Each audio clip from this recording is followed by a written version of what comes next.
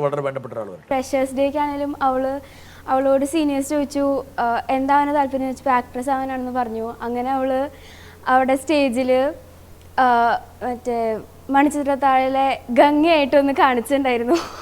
അപ്പോൾ ഞങ്ങൾക്ക് മനസ്സിലായി ഞങ്ങളുടെ അടുത്ത് ചെയ്യാനാണ് കുറച്ച് ഷൈ ആയിട്ടുള്ളത്. പക്ഷേ നേരിട്ട് അവൾക്കൊരു ഓപ്പർച്യൂണിറ്റി കിട്ടിക്കഴിഞ്ഞാൽ അവൾ നന്നായിട്ട് ചെയ്യുന്നുള്ളത് ഞങ്ങൾക്ക് അപ്പോഴാണ് മനസ്സിലായേ. ഒറ്റ സുഹൃത്താണോ? അതെ, ശ്രീലക്ഷ്മി വരട്ടെ.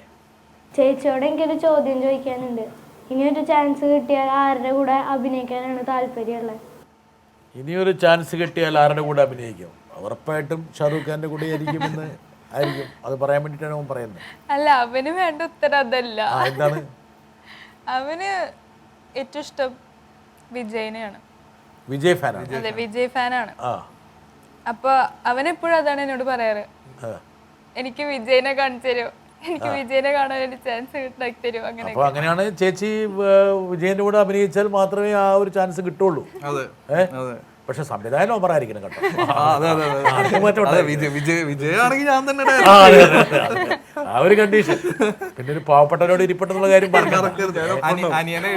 വിജയനായിട്ടോ ആരെങ്കിലും ആയിട്ടോ വിജയന് അളിയിലായിട്ടോ എന്തായാലും മൂപ്പർ റെഡിയാണ്.